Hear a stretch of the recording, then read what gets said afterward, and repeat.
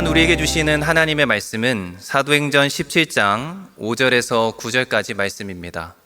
그러나 유대인들은 시기하여 저자의 어떤 불량한 사람들을 데리고 때를 지어 성을 소동하게 하여 야손의 집에 침입하여 그들을 백성에게 끌어내려고 찾았으나 발견하지 못하매 야손과 몇 형제들을 끌고 읍장들 앞에 가서 소리질러 이르되 천하를 어지럽게 하던 이 사람들이 여기도 이르매 야손이 그들을 맞아들였도다.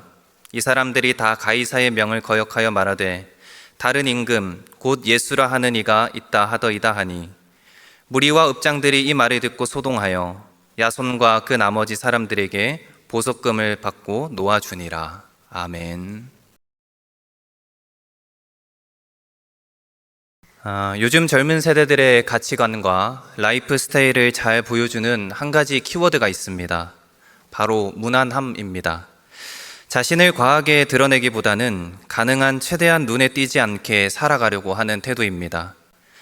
옷을 입어도 튀지 않게, 회사 생활을 해도 눈에 띄지 않게, 취미 생활을 해도 과하지 않게, 최대한 적당선을 지키며 자기 몫만 조용히 감당하게 살아가려고 하는 모습입니다. 사실 그럴 만한 이유도 있습니다. 존재감이 커질수록 그만큼 감당해야 될 시선과 평가도 많아지기 때문입니다. 요즘은 내가 남들과 조금만 달라도 그것을 개성이라고 여기지 않고 오히려 그것을 부담으로 여기는 사회의 분위기입니다. 그래서 우리는 매사에 조금 더 신중하게 되고 조심스러워지게 됩니다. 튀지 않기 위해서, 부딪히지 않기 위해서, 어떤 자리에서 대화의 소재거리가 되지 않기 위해서 무난한 삶을 결단하며 선택하며 살아가게 됩니다. 그런데 이 모습은 결코 젊은 세대만의 이야기는 아닙니다. 우리 모두가 삶에서 배우고 경험해온 방식이기도 합니다. 다들 이런 경험들이 있을 것입니다. 괜히 나섰다가 오히려 손해를 본 경험입니다. 아니면 괜히 솔직했다가 오해를 받은 경험, 아니면 나를 드러냈다가 후회를 한 경험입니다. 그래서 우리는 살면서 이렇게 말합니다. 조용히 살자, 적당히 살자, 괜히 시끄럽게 문제 만들지 말자. 이것이 나를 지키는 방법이자 지혜이고 때로는 이것이 성숙과 덕으로 여겨지는 우리의 현실이기도 합니다. 그런데 문제는 이런 무난함이 우리의 신앙의 방식에도 고스란히 스며들고 있다는 사실입니다. 신앙은 있지만 우리는 드러내려고 하지 않습니다. 복음은 알지만 부딪히려고 하지 않으려고, 믿음은 있지만 세상의 질서를 건드리지 않는 선에서만 믿으려고 합니다. 복음을 원하면서도 복음이 내 삶의 질서를 깨트리지 않는 선에서, 내가 세워온 질서를 뒤집지 않는 선에서만 신앙생활을 이어가려고 하는 모습들도 발견하게 됩니다. 그러나 예수님께서는 우리에게 이렇게 말씀을 하셨습니다. 너희는 세상의 빛이라, 너희는 세상의 소금이라, 너희는 그리스도의 향기라. 성경은 우리에게 세상 속에서 무난해지기보다는 오히려 존재감을 드러내고 우리의 사명을 지킬 것을 말하고 있었습니다. 이 예수님의 말씀은 결코 우리에게 일부러 뛰는 사람이 되라고 말하는 것이 아닙니다. 빛은 가려질 수 없고 소금이 맛을 숨길 수 없는 것처럼, 또한 향기가 감춰질 수 없는 것처럼 우리 안에 복음이 들어왔다면 그 복음의 삶은 자연스럽게 삶에서 드러날 수밖에 없다는 것입니다. 그러니 그 사실을 숨기지 말고 무난함이라는 사회의 프레임에 맞춰서 살아가지 말라라고 성경은 우리에게 오히려 말하고 있습니다. 세상에서 우리가 조용히 묻혀 사는 것, 때로는 지혜로워 보이기도 합니다. 그러나 항상 이것이 지혜로운 것만이라고는 말할 수 없을 것 같습니다. 때로는 그것이 세상과 타협하는 부분일 수도 있고 하나님의 부르심 앞에서 한 걸음 우리가 물러난 모습일 수도 있기 때문입니다. 오늘 예배드리시는 여러분들이 생각하는 참된 그리스도인이란 무엇이라고 생각하십니까? 그리스도인은 세상 속에서 자신의 존재감이 드러나는 사람입니다. 우리는 복음으로 먼저 변화된 사람들이기 때문에 자연스럽게 세상과 다른 선택을 하고 다른 기준을 따르고 다른 방향을 향해 걸어갑니다. 그래서 그런 우리의 삶이 주변에는 돋보이게 되고 그 다름이 세상에서는 드러나게 되는 것입니다. 오늘 바울의 선교팀을 한번 보십시오. 그들은 가는 곳마다 소동이 일어났습니다. 이 소동은 절대로 자신들이 일으킨 소동이 아니었습니다. 그저 복음을 전했고 복음대로 살아갔을 뿐입니다. 그런데 사람들은 그들을 향해 이렇게 말했습니다. 세상을 어지럽게 하는 사람들이다. 세상을 소란스럽게 하는 사람들이 여기 있다. 소동이 일어나고 사회가 혼란스러워지기 시작했던 것입니다. 우리가 만약 복음 안에 거하고 복음대로 살고 있다면 우리 삶도 때로는 누군가에게 불편함이 될 수도 있습니다. 거짓 가운데 진리를 말하고 어둠 가운데 빛으로 우리는 살아가기 때문입니다. 이것은 절대로 사회 질서를 파괴하는 일은 아닙니다. 이미 뒤틀려 있던 질서가 하나님의 뜻 가운데 다시 세워지는 과정일 뿐입니다. 복음은 사람을 세우는 능력이 있는 줄로 믿습니다. 그 사람을 통해 또 삶의 자리와 공동체를 바로 세우는 능력이 바로 이 복음 가운데 있습니다. 그렇게 우리도 이러한 복음의 능력을 믿으며 그리스도인의 삶의 방식을 따라 날마다 복음의 삶을 살아내실 수 있는 모든 성도님들 되시기를 간절히 소망합니다. 오늘 말씀은 사도 바울의 2차 전도 여행 중에 일어난 사건입니다. 앞선 빌립보에서 고된 매질과 상처를 받은 바울과 그의 일행들은 다음 사역지인 데살로니가로 이동하게 됩니다. 약 160km 거리를 가야 했기에 육적으로 심적으로 지쳐 있었던 그들에게는 결코 쉽지 않은 여정이었을 것입니다. 그러나 바울은 쉬지 않고 곧장 다음 선교지로 가기를 원했습니다. 바울이 데살로니가로 향하고자 했던 이유가 있었습니다. 그곳은 마게도냐 지방의 수도이자 가장 큰 도시였기 때문입니다. 당시 데살로니가는 20만 명이 거주하던 상업과 행정의 중심지였습니다. 로마는 마게도냐를 정복한 뒤 제국의 동서 지역을 연결하기 위해 하나의 거대한 간선도로를 만들었는데 이그나티아 가도입니다. 이 도로는 무려 1110km에 이르는 가도입니다.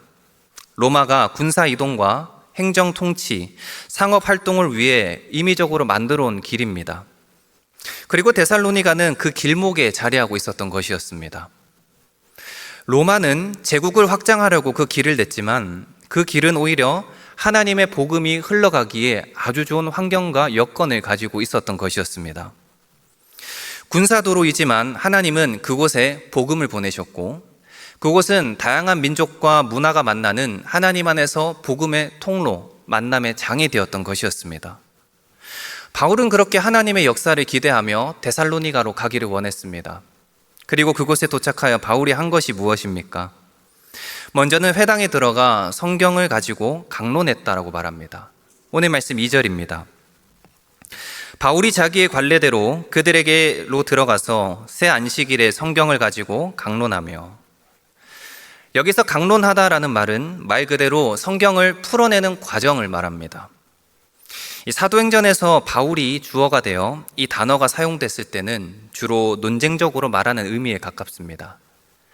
그러니까 바울은 지금 당시 유대인들이 잘못 이해하고 있는 말씀에 대한 잘못된 해석을 짚어내고 있는 것이죠. 성경이 말하는 참된 진리를 풀어서 제시했던 것입니다. 그리고 강론 후에는 무엇을 했냐? 뜻을 풀어 설명했다라고 말합니다. 오늘 3절입니다.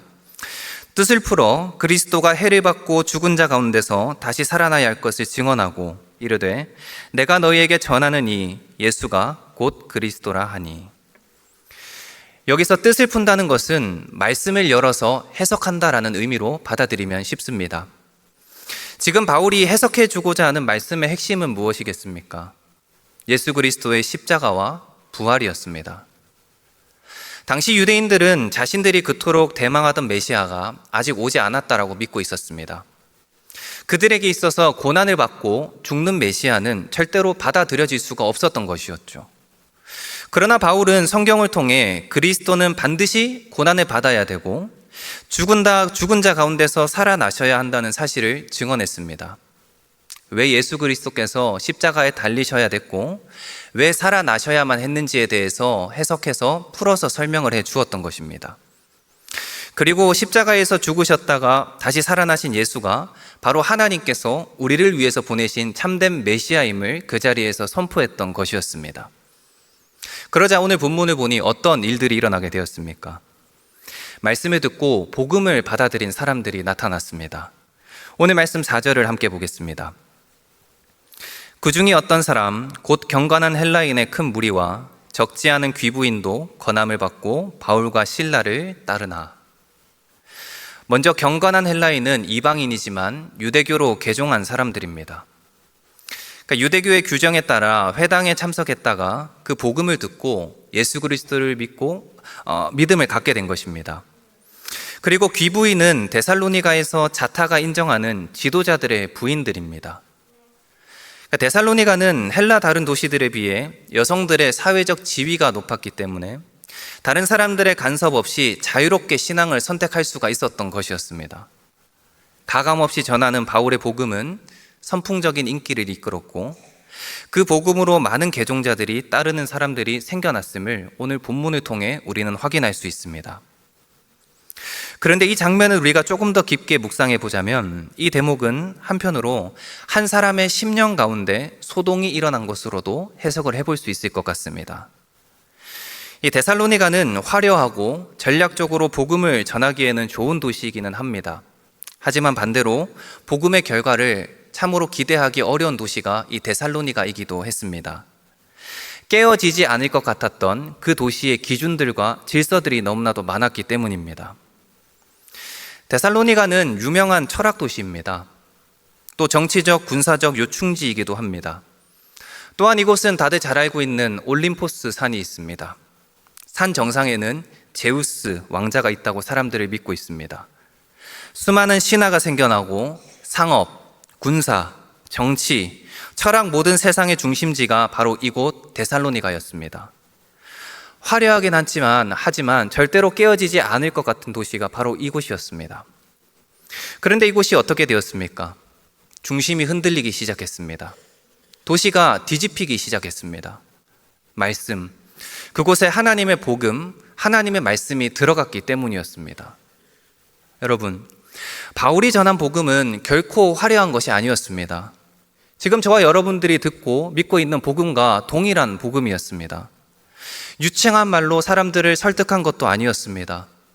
내용을 있는 그대로 그냥 풀어냈을 뿐인데 어떤 일들이 일어나게 되었습니까? 사람들의 귀가 열리고 눈이 열리고 마음이 열리고 나중에는 그 말씀이 마음에 들어와 심령에 소동이 일어나기 시작했던 것이었습니다. 저와 여러분의 인생들도 동일합니다. 우리 인생 가운데 하나님의 말씀이 들어오면 어떤 현상이 일어나겠습니까? 먼저는 마음의 평안함이 깨질 것입니다. 지금까지는 내가 주인이 되어 내 뜻대로 내가 기준이 되어 살았는데 내 인생 가운데 하나님의 말씀이 들어오는 순간 우리 마음에 불편하고 소동이 일어나기 시작하는 것입니다. 또 내가 쌓았던 기준과 세워진 질서가 복음과 부딪히면 내면에 스파크가 일어나죠. 갈등이 생겨나고 그러면서 서서히 내 기준이 무너지고 우리 안에 잘못되어 있었던 질서가 잡히고 하나님의 질서가 우리 인생 가운데 서서히 세워지게 됩니다. 그리고 그때부터는 내 안에 참된 생명의 길이 시작되는 것입니다. 이것이 바로 말씀의 역사입니다. 19세기 영국 침례교 목회자 찰스 스펄전의 사자 비유를 빌려서 한 신학자는 이렇게 말했습니다. 울타리 안에 갇힌 사자를 입증하기 위해 노력할 필요는 없다. 사자를 알고 싶으면 그냥 울타리 문을 열면 된다. 그럼 그 사자의 위험과 무서움을 알게 될 것이다. 하나님 말씀도 이와 동일합니다. 하나님 말씀은 그 말씀에 어떤 능력이 있는지 우리가 조목조목 설명하고 누군가에게 이해시키기 위해서 노력하지 않아도 되는 것입니다. 그냥 그 말씀을 있는 그대로 선포하고 그 말씀을 우리 인생 가운데 풀어놓으면 되는 것입니다. 그럼 사자와 같은 말씀이 우리 인생 가운데, 여러분의 가정 가운데 일하시는 주님의 놀라운 역사를 보게 될 줄로 믿습니다. 우리 성도님들은 하나님의 말씀의 능력을 믿으십니까? 그 말씀이 지금도 살아 역사하신다는 이 놀라운 사실을 믿음으로 고백하십니까? 성경은 우리에게 하나님 말씀에 대해서 이렇게 증언하고 있습니다. 히브리서 4장 12절입니다. 같이 한번 읽어보겠습니다. 시작. 하나님의 말씀은 살아있고 활력이 있어 좌우의 날선 어떤 검보다도 예리하여 혼과 영과 및 관절과 골수를 찔러 쪼개기까지 하며 또 마음의 생각과 뜻을 판단하나니. 아멘. 우리가 고백한 것처럼 하나님의 말씀은 살아있습니다. 어떤 검보다도 예리하고 날카로워서 우리가 감히 찌르지 못하는 곳을 하나님의 말씀은 찌릅니다. 우리가 잘라내지 못하는 영역들도 하나님의 말씀은 잘라내십니다. 그 인생 가운데 하나님 말씀이 들어가면 우리 안에 어두웠던 암덩어리와 같은 영적인 부분들이 하나둘 잘려나가기 시작하는 것입니다. 그리고 더 나아가서 구약 성경 예레미야 23장에서는 그 하나님의 말씀을 향해 바위를 쳐서 부수는 방망이와 같다라고 말하고 있습니다. 하나님의 말씀이 우리 삶을 강타할 때는 때로는 참 아프기도 합니다. 다들 한 번씩 경험해 보셨을 것입니다. 그 아픔이 정말 오래 가기도 하고 쉽게 아픔에서 벗어나지 못하는 상황이 생길 때도 있습니다. 그러나 하나님이 우리에게 말씀해 주시는 이유는 우리를 무너뜨리기 위한 것이 아닙니다. 우리를 새롭게 하고 우리를 살리고 우리를 회복하시기 위해서 하나님이 하나님의 말씀해 주시는 것입니다. 잘못된 것을 부수고 참된 것을 세워야만 하기 때문입니다. 그 말씀을 우리 인생 가운데, 교회 가운데, 가정 가운데, 공동체 가운데 풀어놓기만 하면 우리 삶의 잘못된 질서가 깨어지고 새롭게 회복되며 하나님의 질서가 세워지는 놀라운 역사를 경험하게 되는 것입니다. 저는 오늘 함께 예배하는 모든 성도님들의 삶 가운데 이런 심령의 소동이 일어나기를 간절히 소망합니다. 예배 자리에 앉아 있다가 아무 일 없이 그냥 돌아가는 것이 아니라 오늘도 나를 찌르고 나를 바로 세우시는 말씀의 은혜를 매주 경험하시는 우리 성도님들 되시기를 간절히 축복합니다. 그러기 위해서는 우리가 해야 할 일이 있을 것 같습니다. 먼저는 말씀의 자리를 사모하셔야만 합니다. 말씀과 가까워져야 되고 그 말씀을 우리 인생 가운데 많이 풀어 놓으셔야만 합니다. 아무리 예배 자리 가운데 앉아 있어도 말씀을 향해서 우리의 마음을 닫고 있다면 그 말씀은 우리 인생 가운데에 역사할 수가 없는 것이기 때문입니다. 그리고 여러분들이 이런 능력의 말씀, 복음을 한번 가감히 선포하고 전해보시기를 바랍니다. 복음에는 특별한 기술이 결코 필요한 것이 아닙니다. 기교가 필요한 게 아닙니다. 복음은 잘 알고 있듯이 선포입니다. 우리는 있는 그대로 전할 뿐, 그것을 거두시는 분은 우리 하나님이신 줄로 믿습니다. 오늘 바울이 그랬습니다. 그는 복잡한 이론을 전하지 않았습니다. 예수 그리스도가 그리스도시다. 예수 그리스도가 구원자다. 그분이 메시아다. 단순하지만 분명한 메시지를 선포했습니다. 혹시 여러분 주변에 아직까지 예수를 믿지 않는 분들이 계십니까? 가족들일 수도 있고 직장 동료일 수도 있고 내가 정말로 사랑해서 돌아오기를 바라는 사람들일 수도 있습니다. 아니면 어쩌면 그 대상이 지금 예배하는 나 자신일지도 모르겠습니다. 하나님의 복음을 한번 선포해 보시기를 바랍니다. 있는 그대로 가감히 한번 전해 보십시오. 그럴 때 하나님은 우리의 입술을 사용하시고 우리의 순종을 통해 분명히 일하여 주실 줄로 믿습니다. 계속해서 말씀을 보니 이런 은혜로운 광경 속에서도 그것을 불편해하던 사람들이 있었던 것을 보게 됩니다. 바로 유대인들입니다. 오늘 5절 말씀을 보니 지금 유대인들은 바울을 시기하고 있습니다. 이 시기는 바울이 전한 말씀 자체를 시기하는 것은 아닙니다. 바울의 강론을 통해 일어난 변화를 보고 시기하기 시작했던 것이었습니다. 그곳의 유대인들에게 있어서 경건한 헬라인들과 귀부인들이 회심을 하여 예수께로 돌아간다는 것은 무엇을 의미하는 것이겠습니까? 그들의 영향력과 세력이 줄어든다는 것과도 마찬가지였습니다. 기부인들과 같은 영향력 있는 지지자들을 잃어버릴 위험에 처했다는 것이죠. 그래서 유대인들은 불량배를 동원해서 소동을 일으키기 시작했습니다. 먼저는 바울 일행이 야손의 집에 있을 것이라고 생각해서 야손의 집에 침입하게 됩니다. 야손은 회심한 성도 중 한 명이었고 바울의 일행을 맞아들였던 사람이었기 때문이었습니다. 그런데 그곳에 바울과 일행들이 없으니 이제 야손과 형제들을 붙잡고 읍장들에게 가서 고발하기 시작했던 것이죠. 그 고발의 내용이 6절 이하에 나옵니다. 사람들이 바울의 일행을 향해서 뭐라고 부르고 있습니까? 천하를 어지럽게 하던 사람들이다 라고 말하고 있습니다. 오늘 말씀 6절 말씀입니다. 발견하지 못함에 야손과 몇 형제들을 끌고 읍장들 앞에 가서 소리질러 이르되 천하를 어지럽게 하던 이 사람들이 여기도 이르매. 지금 6절 말씀에 천하를 어지럽게 한다는 말, 이 어원은 아나스타토라고 말합니다. 경멸적인 의미입니다. 사회의 기존 질서를 흔들고 혼란스럽게 만드는 것을 바로 여기서 어지럽게 한다는 말로 표현하고 있습니다. 이것을 다른 영역본에서는 세상을 뒤집어 엎는 사람들이라고 번역을 해놓은 것을 볼 수 있습니다. 당시 유대인들의 시선에는 바울과 바울의 일행들이 세상에 혼란을 주고 뒤집고 있는 것처럼 보여졌기 때문이었습니다. 유대인들의 시선에는 왜 그들이 세상을 뒤엎는 사람들처럼 보였겠습니까? 그들이 가지고 있었던 교리와 충돌했기 때문이었습니다. 유대 사회만의 고유한 체제와 전통이 있는데 바울과 일행들이 말하는 행동들이 전혀 일치하지 않았던 것입니다. 또 당시 데살로니가에서는 로마 황제를 왕으로 섬기고 있던 사회였습니다. 그 사회 속에서 황제가 아닌 예수 그리스도를 선포하고 그분을 왕이라고 지금 고백하고 있는 자들이 있었습니다. 그러다 보니 기존의 질서와 충돌이 일어날 수밖에 없었던 것이었죠.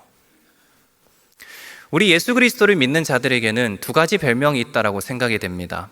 하나는 그리스도인입니다. 이 이름은 그리스도 안에 있는 사람들이라는 의미로 안디옥에서 최초로 붙여진 이름입니다.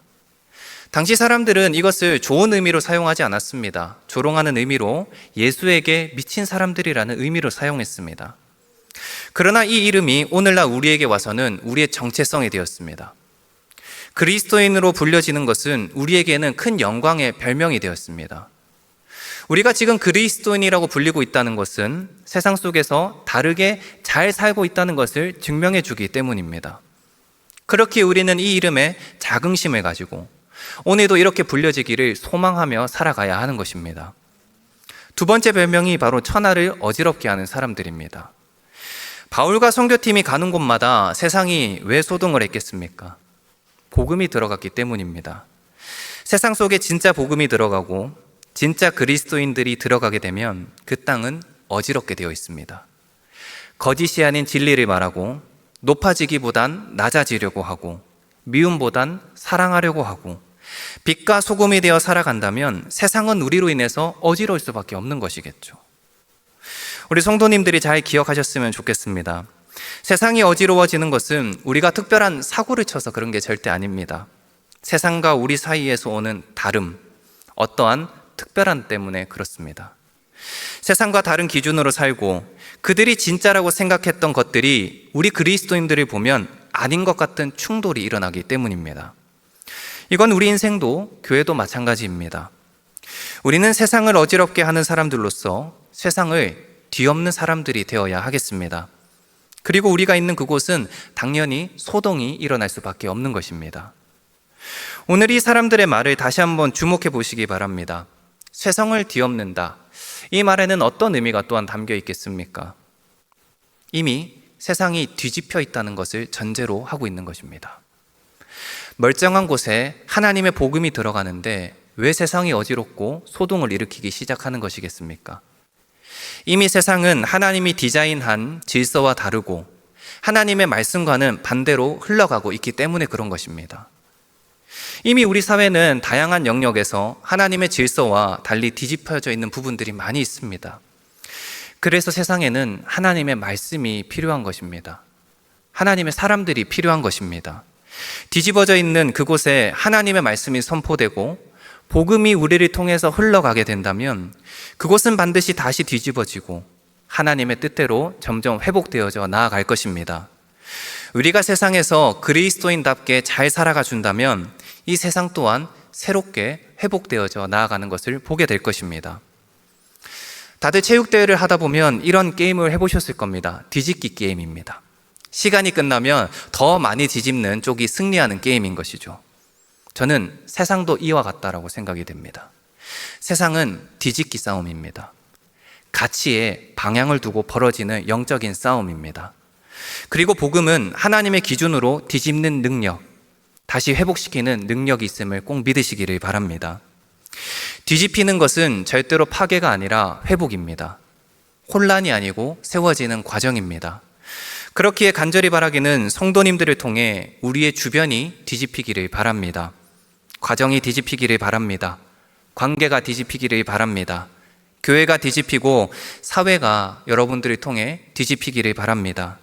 잘못된 것들이 다시 하나님의 기준으로 돌아오고 말씀 안에서 정상의 범주로 회복되는 귀한 하나님의 역사가 이 시간 예배하는 우리를 통해서 일어나기를 간절히 소망합니다. 이제 말씀을 맺겠습니다. 오늘 말씀에서 바울의 선교팀은 어디를 가든지 가는 곳마다 소동이 일어났습니다. 그들이 일부러 소동을 일으킨 것 아니었습니다. 그냥 들어가서 복음을 전했고 그리스도인답게 살아가려고 했을 뿐입니다. 심령이 소동이 일어나고 사회가 어지럽기 시작했습니다. 오늘 우리도 하나님 앞에 이러한 두 가지 은혜를 구하기를 원합니다. 첫 번째는 우리 안에 일어나는 심령의 소동을 구하시기를 바랍니다. 데살로니가는 절대로 무너지지 않을 것 같던 세상의 중심지였습니다. 그러나 그 질서 가운데 하나님의 복음이 들어가자 점점 흔들리기 시작했습니다. 변화가 일어났습니다.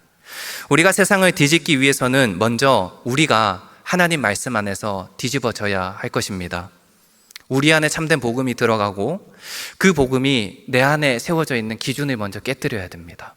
생각, 고집, 내 질서가 무너질 때 비로소 우리 가운데서도 하나님의 뜻, 하나님의 질서가 바르게 세워져 나가는 것입니다. 두렵고 불편하겠지만 오늘 이 예배 자리를 통해 우리 삶에 다양하게 들려오는 복음의 음성을 통해 우리의 심령의 변화가 되기를 간절히 사모하시며 사는 우리 성도님들 되시기를 바랍니다. 그리고 두 번째는 세상을 어지럽게 하는 사람들입니다. 세상을 어지럽게 한다는 말은 사회 질서를 파괴하자는 뜻이 결코 아닙니다. 세상이 하나님 말씀에 어긋나 있다면 우리가 그 질서를 세우고 우리 삶을 통해 하나님께서 세상을 변화시키는 통로가 한번 되어보자는 것입니다. 사랑하는 성도 여러분, 우리 모두가 세상을 어지럽게 하는 참된 그리스도인의 삶을 살아가 보는 건 어떻겠습니까? 하나님의 말씀이 없는 곳에 말씀을 선포하고 복음을 흘려보내고 진짜 그리스도인으로 살아가 보시기를 바랍니다. 그럴 때 세상은 우리를 보며 반드시 흔들릴 것이고 우리를 통해 하나님의 참된 진리를 보게 될 줄로 믿습니다. 서두에서도 말씀드렸듯이 이 시대는 무난함과 평범함을 미덕처럼 여기는 시대입니다.